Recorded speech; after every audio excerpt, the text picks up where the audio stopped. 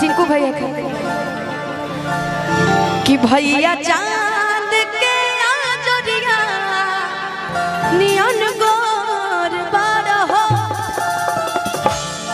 जानता रू तू आज कही दा कि हमरा 1 करोड़ चाहिए तू दे दी है, बाकी अगर धोखा देबू ना तब ना छोड़ी।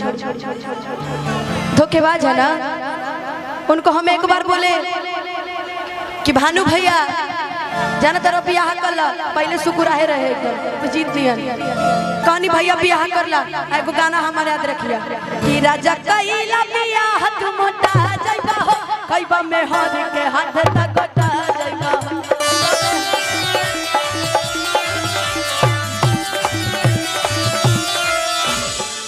बाकी ये गाना भानु भैया पे चल गए, बाकी टिंकू भैया हमारे दुबरा गए टेंशन में। इनकर गाना फेवरेट पता बा कौन है कि बस कर रे पगली रहे दे, जबन दिल बड़ी दर्द पहले सहे दे। फेवरेट गाना। बाकी जाना दारू धोखा ज्यादा दे, धोखा दिए भैया। भैया कि तू चीज बड़ी है मस्त मस्त, तू चीज बड़ी है।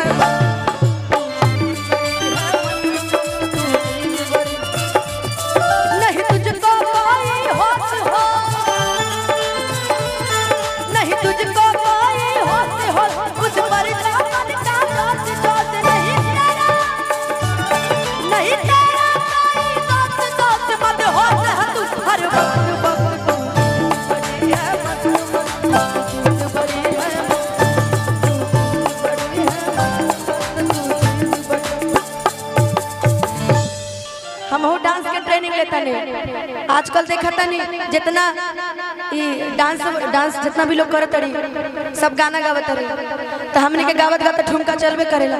जानता रहो भैया एगो गाना कहनी अभी कुछ देर पहले,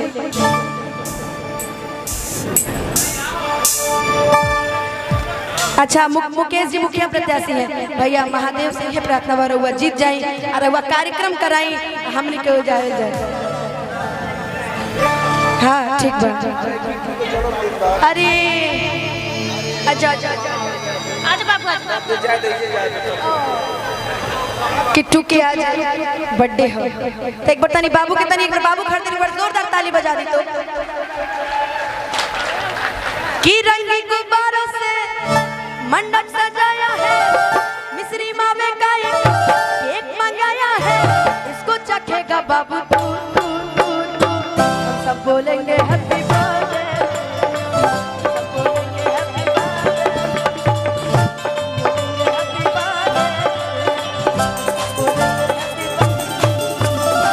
रंगी गुब्बारों से मंडप सजाया है, मिश्री मावे का केक मंगाया है, इसको चखेगा बाबू तू तू तू तू, हम सब बोलेंगे हैप्पी बर्थडे टू यू, सब बोलेंगे हैप्पी बर्थडे,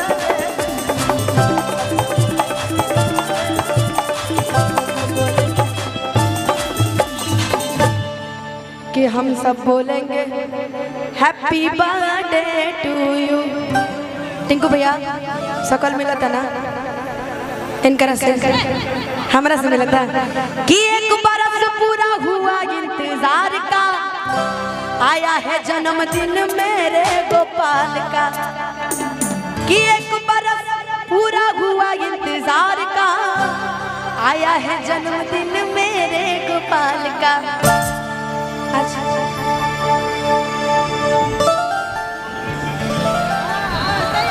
जरूरी है इतना निक नियत मैं कह देबा तो हमरा कोनो दुख नहीं खी, हम तो चाहे इतना सुंदर लड़का हर केहू के होके। हाँ अच्छा अभी डांस करेगा कि रंगी गुब्बारों से मंडप सजाया है, मिश्री मावे का एक केक मंगाया है, इसको चखेगा बाबू तू तू तू तू। बाकी इतना कंजूसी अच्छा नहीं खिला कर, और रउआ लोग के मुंह पे तो बिल्कुल ना अच्छा लगा। तनी हल्ला करके ताली बजा के का हम सब बोलेंगे हैप्पी बर्थडे।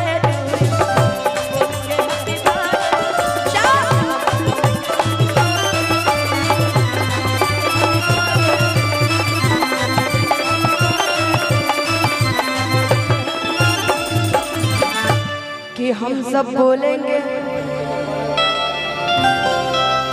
कुंदन के बड़े भैया और चाचा जी, बच्चे के चाचा जी हैं आप बड़े भाई में तो बड़े पापा लगेंगे ना। आप तो रिश्ता भी नहीं समझे महाराज कि हम सब बोलेंगे हैप्पी बर्थडे।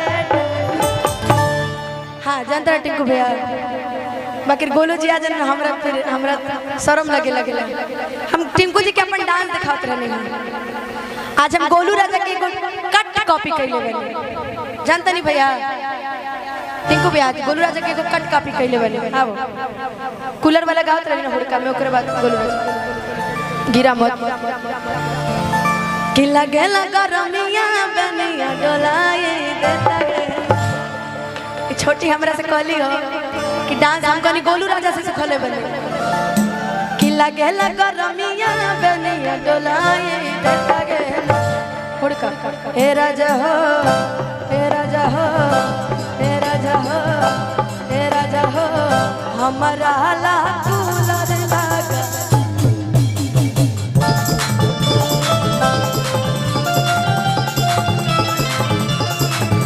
वाह हे राजा हो हमारा ला कूलर लागा बाई देता गे ना। हे राजा हो हमारा ला कूलर लागा बाई देता है। अगर बढ़िया लगे लोग चाहते हैं ताली बजा कर वो लोग आशीर्वाद दे दो। हाँ राउर नाम रिंकू रॉकी सुबोध यादव जी की तरफ से। आपका नाम इक्की तिवारी, गया जिले से सुबोध जी की तरफ से हजारों रुपए के आशीर्वाद मिलल। आई बिक्की भैया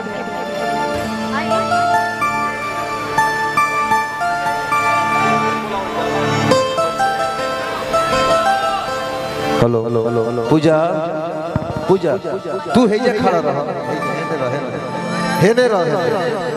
हाँ एजे तू खाली खड़ा रह, अनु ओजे खड़ा रह।